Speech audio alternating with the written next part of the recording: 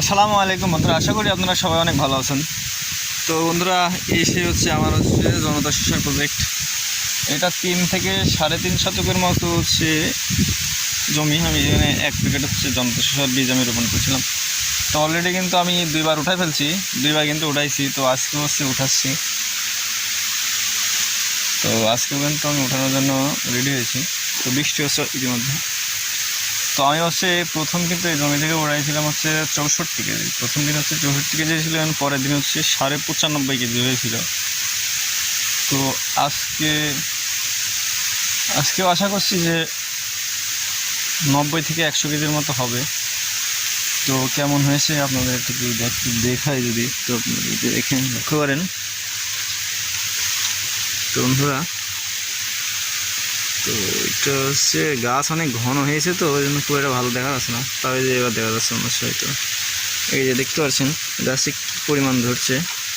এই যে দেখতে পাচ্ছেন, এই যে এখানে দানা। তো আমি আজকে উঠাবো। তো এই দেখতে পাচ্ছেন রয়েছে, কিন্তু সেট হয়েছে। এই যে এখানে দেখতে পাচ্ছেন, এই যে এখানে কি দানা ধরছে নিশ্চয় আছে। কিন্তু এদিকে আমি উঠাইছি, তাও একটু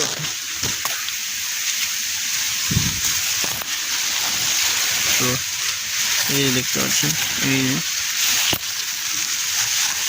এই জাতটা কিন্তু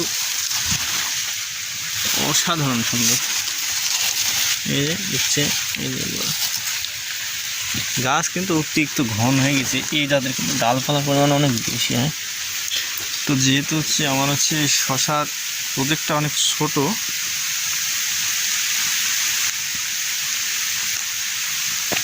এই যে দেখতে পাচ্ছেন আমার গাছ অনেক ঘনর কারণে কালারটা কিন্তু একটু ফ্যাকসা হয়ে গেছে, সাদাইটি হয়ে গেছে। গাছ কিন্তু অনেক হয়ে গেছে, ডালপালায় অনেক দেখতে পাচ্ছেন, ডালপালায় কিন্তু ভরপুর হয়ে গেছে। তো যার কারণে একটু কালারটা যেটা জঙ্গলের ভেতরে, সেটা একটু ফ্যাকসা হয়ে গেছে। তো যদি একটু দেখাই আপনাদের, এই দেখতে পাচ্ছেন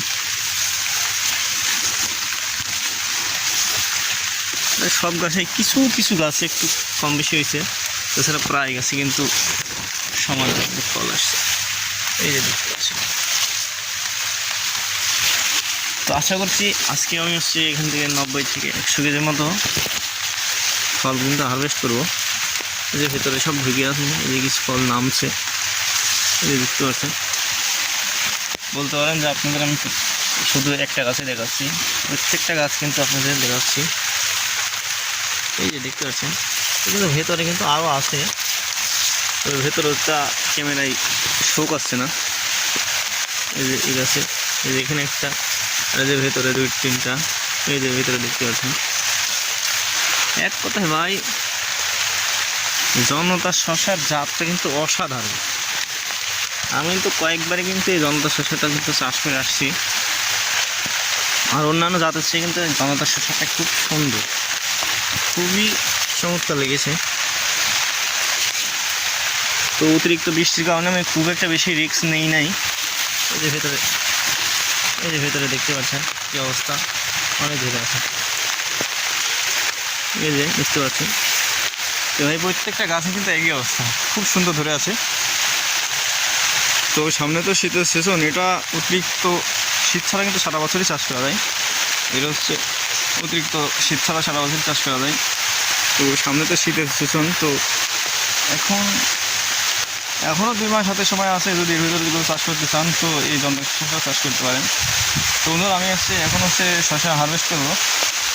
তো ইতিমধ্যে কিন্তু বৃষ্টিও নেমে গেছে। তো আমি আমার এখানে 25টা করে, একটা লাইনে 25টা করে চারা রোপণ করা। তো আমি একটা ড্যান্ট উঠাইলাম। তো এই যে দেখতে পাচ্ছেন, এই যে দেখছি সাইজও কিন্তু একটা চকচকি সোজা। কিছু 2-1টা একটু এমন তেমন হয়েছে, এগুলো তাও কিন্তু কী করা না, গাছ চিত্রকারী পোকার কোনো আক্রমণ নেই। এই দেখতে পাচ্ছেন। তো বন্ধুরা, আপাতত আজকের ভিডিওটি এই পর্যন্ত। তো এই শশার ভিডিওর আপডেট, এই যে বন্ধুরা যে পাশে দেখতে পাচ্ছেন, এটা কিন্তু আমার টমেটোর প্রজেক্ট। এই যে পাশে দেখতে পাচ্ছেন, পাশাপাশি আমি শশা টমেটো করেছি। তো আজকের ভিডিওটি এই পর্যন্ত, দেখা হবে অন্য কোনো পরবর্তীতে। এই শশার ভিডিও এবং টমেটো ভিডিওর আপডেট পেতে অবশ্যই চ্যানেলটি একটি লাইক দিয়ে চ্যানেলটি সাবস্ক্রাইব করে রাখবেন। তো সবাই ভালো থাকবেন, আল্লাহ হাফিজ।